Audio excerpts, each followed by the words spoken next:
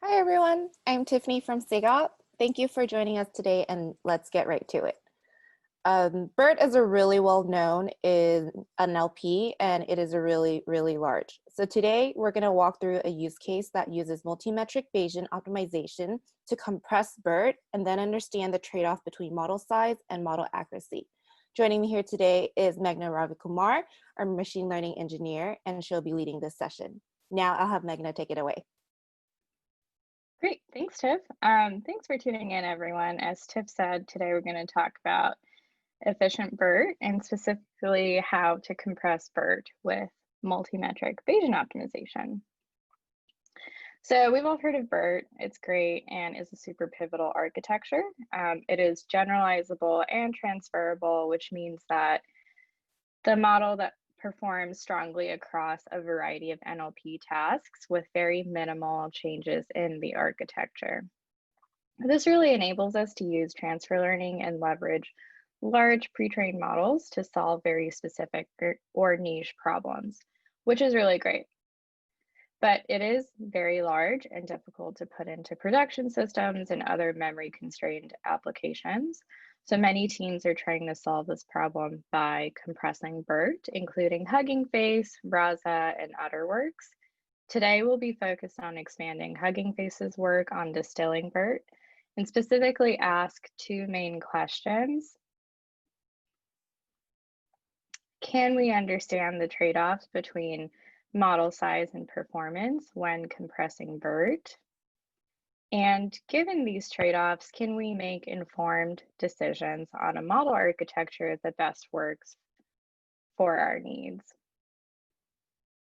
To answer these questions, let's focus on our use case. We're going to distill BERT for question answering. The dataset we'll be using is Squad 2. It is comprised of 35 topics ranging from the chemical properties of oxygen to the history of the Yuan dynasty. Each topic has a set of questions the model needs to understand and answer. Think of this as your standardized reading comprehension test, where you're given a paragraph and a set of questions, and you need to find the answers to these questions within the paragraph. Unlike Squad 1, Squad 2 introduces the concept of unanswerable questions, making it more challenging for models. The dataset is split 50-50 between answerable and unanswerable questions. For answerable questions to be marked as correct, the model has to find the exact string match in the passage. But for unanswerable questions, the model only has to classify that the question is unanswerable. This is not great, as the model can randomly guess that all answers are unanswerable and get a 50% accuracy. We'll deal with this property of the data further down the line. For now, let's take a look at how distillation works. So distillation is a compression technique where a large, cumbersome model, the teacher model, is compressed into a smaller model, the student model. During distillation, the teacher model is already trained on the data set, and the student model is being trained through the distillation process. Unlike most model training processes, the student model's loss function is a weighted loss over hard and soft target losses. The hard target loss is just your classic loss function where the model is trained on the data set. And the soft target loss is this added component that allows the student to really learn properties that the teacher model has already learned. So by combining both types of loss functions, the student uses this information to generalize the same way as the teacher model and reach higher model performance than if it were to just be trained from scratch. So overall, the goal of distillation is to get a trained student model that is smaller than the teacher model and performs strongly on the data set. We're going to be using distillation as our compression technique and run it multiple times with different student model architectures. Our teacher model is BERT, pre-trained and fine-tuned for Squad 2. And we perform an architecture search during our optimization process to define the student model for each distillation cycle. Due to how distillation works, we also expect the student model to have learned properties from the teacher model that it wouldn't have been able to learn on its own. So now that we've defined our distillation process at a high level, let's look at how we're going to define the student model. So we're going to define the student model's architecture through suggestions given from SigOpt during our optimization process. And as much as we can, we're going to warm start the model with pre-trained weights from Distill BERT. That way, the student model has some sort of relative understanding of the world before it's trained for Squad 2. So now that we have defined our distillation process, let's look at our baseline for this process. For the baseline, we're going to use the student model architecture from the Distill BERT paper. The distillation process uses a low temperature and an equally weighted loss function across the hard and soft targets. And the SGD parameter used are the defaults from the Distill BERT paper as well. As a result, our baseline has around 66 million trainable model parameters and reaches a 67% accuracy on Squad 2. By optimizing this distillation process, we're going to see if we can beat the baseline's accuracy and come up with a student architecture that's smaller than 66 million parameters. That really leads us to our next area. So let's take a look at how we're going to optimize this process. We're going to use SigOpt for optimization, obviously. For those of you who haven't heard of SigOpt before or don't know how we work, we're just going to quickly walk through what the general optimization loop looks like. So we set up our parameter space. SigOpt samples this space and provides parameter values. We run our model training with these suggestions and return the model's performance or other metric back to SigOpt. SigOpt then uses that information to sample the space again and provide the next set of suggestions. So this optimization proceeds in this loop-like fashion where over time, we should see our model performing better and better. And SigOpt also provides advanced optimization features such as Multimetric Bayesian Optimization, which we're going to use for this problem specifically. As said before, we're going to use Multimetric Bayesian Optimization specifically to optimize the distillation process and perform our architecture search simultaneously. With this optimization technique, we're able to optimize for two competing metrics concurrently. At the end of the optimization process, it'll populate a Pareto frontier where each point in the Pareto frontier is an optimal trade-off point where you cannot improve in one competing metric without sacrificing the other. More concretely, what that means for us is that we'll be concurrently optimizing for model performance versus model size, where we want to increase model performance and decrease model size of the student model. On the graph, we see, again, the baseline values for each metric that we're trying to beat. As we know already, the Squad 2 dataset is split across answerable and unanswerable questions. This just means that if the model is trained poorly, it's really easy for it to classify everything as unanswerable and randomly be 50% accuracy. So there are a couple ways to deal with this. We can either create a composite metric that measures total accuracy better or use metric thresholds. Because composite metrics are difficult to come up with, we chose to set a metric threshold at 50% accuracy. This informs the optimizer to focus its efforts on parameter spaces that result in model accuracy over 50%, and we successfully avoid configurations where the model is randomly guessing. So what are we tuning? We'll be tuning training parameters, including parameters for SGD, batch size, and weight initialization. We'll be tuning architecture parameters that include the number of transformer blocks, the number of multi-head attentions within each block, attention head pruning, and dropouts for the network. We'll also be tuning distillation parameters that include temperature and the weights for the soft target and hard target components for the loss function. At the end of this optimization experiment, our Pareto frontier will be optimal sets of model architecture and hyperparameter configurations where we cannot improve in size without sacrificing performance, and vice versa. This is just an overview of our optimization cycle.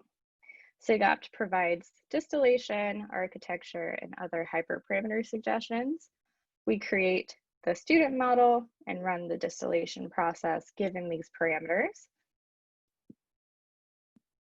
The resulting trained student model reports back its validation performance and size.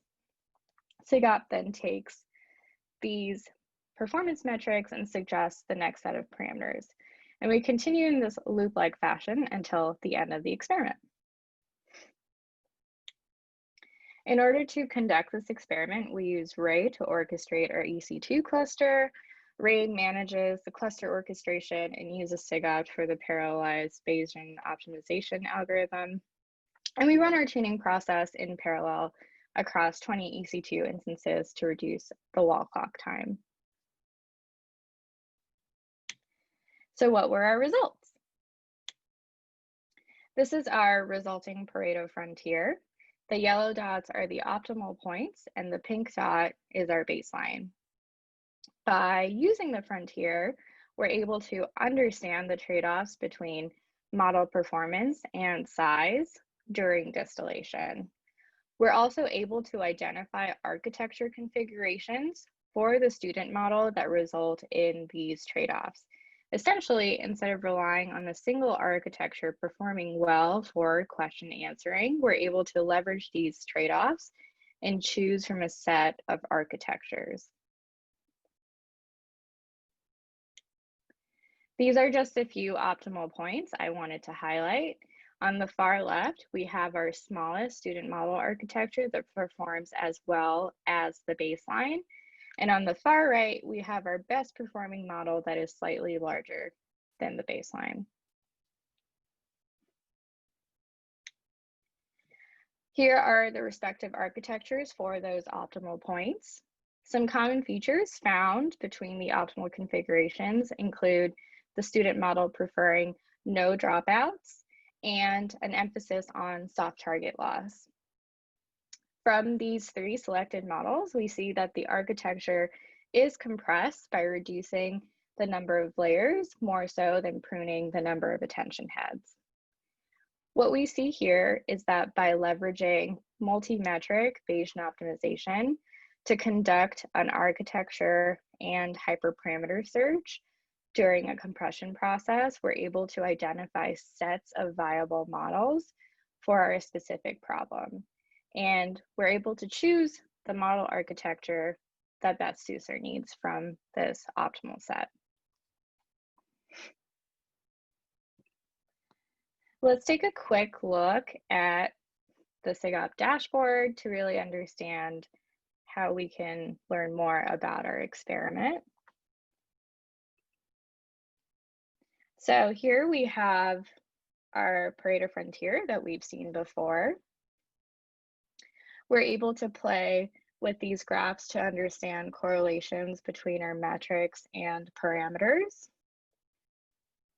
We see the importance of parameters for each metric, where number of layers, learning rate, and question answering dropout are the top three factors affecting model accuracy. And number of layers is the dominant parameter for affecting the total number of parameters in the model, which is unsurprising. And further down, we can also use the parallel coordinates graph to really understand the correlations between all parameters and the metrics to see if there's any sweet spots for these parameter values, which we definitely see when we zoom into high performing models.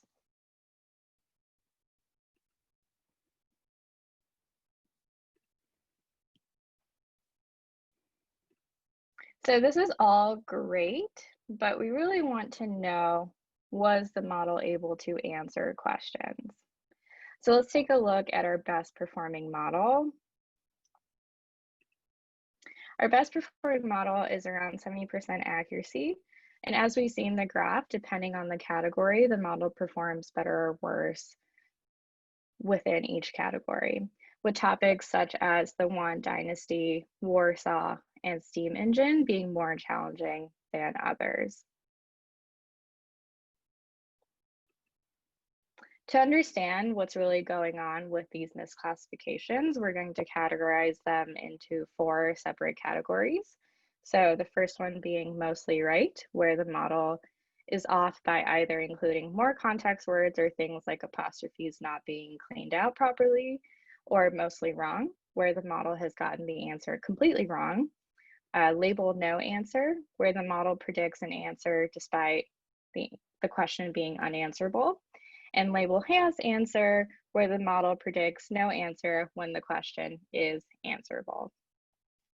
Although some categories have different majority classifications, across the categories, majority misclassifications, across the categories, most of the errors we saw are labeled no answer, which means that the model was answering questions that are in fact unanswerable. This is really interesting because going back to why we set the metric thresholds, we were really worried about the model randomly predicting that everything is unanswerable. So at least it swung the other way and makes educated guesses when it's not sure. So let's take a look at a complicated topic to see why the model tries to answer questions with no answers. So the section on Warsaw is challenging for the model across the different categories of misclassifications. And this is because the section really spans a long period of time with complicated and convoluted historical events. We see very similar nouns in each section take on a different role. The main entity, the city of Warsaw, goes through many transitions and many different terms are used to describe the same place. In addition to that, the questions are tricky and specifically ask about relationships between these overloaded terms. For example, in the passage above, one answerable question is whose army liberated Warsaw versus one unanswerable question is whose army liberated Duki, where the text says the Duchy of Warsaw and the model guesses Napoleon for both. So these entities are clearly related, but have nuances between them that the model isn't able to pick up. And it's not able to differentiate between Warsaw and the Duchy of Warsaw, or really understand the temporal transition that happened between these two terms. So many of the missed questions follow the same pattern, and it's definitely something to look into for future work. So overall, why does this matter? What we really see here is by using multimetric Bayesian optimization, we're able to easily understand trade-offs made during compression. And by understanding these trade-offs, we're able to choose a model architecture that best suits our needs. So thank you for tuning in. The full work will be live on NVIDIA's devlog and on SigOpt's blog soon. We'll send out the recording for this webinar later today, and it'll be posted on our YouTube channel. If you enjoyed this webinar, be sure to tune in to our upcoming ones. And if you'd like to try our product for free, we currently have a private beta for our experiment management solution that you should sign up for. And I'm going to open it up for any questions that people might have. Hey, Magna, we have a question over here from the audience. What was the most interesting trend that you saw for the optimal architectures? Yeah, so that's actually a really interesting question. Overall, it seemed like there was kind of a cutoff point for the number of layers where some things over, I think around 9 layers was just not feasible versus I didn't see that for the number of heads. So the number of heads stayed pretty constant across the optimal architecture set that I saw. Okay, cool. We have another one here. This is a multiple part question. So first is, how do you optimize 2 metrics at once? And how are you using a scalarized approach? Yeah, okay. So how am I optimizing 2 metrics at once? Let me just go back here. So SigOpt actually has a feature for multimetric Bayesian optimization that is used here. So that is the framework that I'm using for the Pareto frontier generation as well. Okay, cool. Let's see if there's any more questions. Do you incorporate SHAP or LIME, LIME for model validation? I did not for this, but it would be really interesting to do that in the future.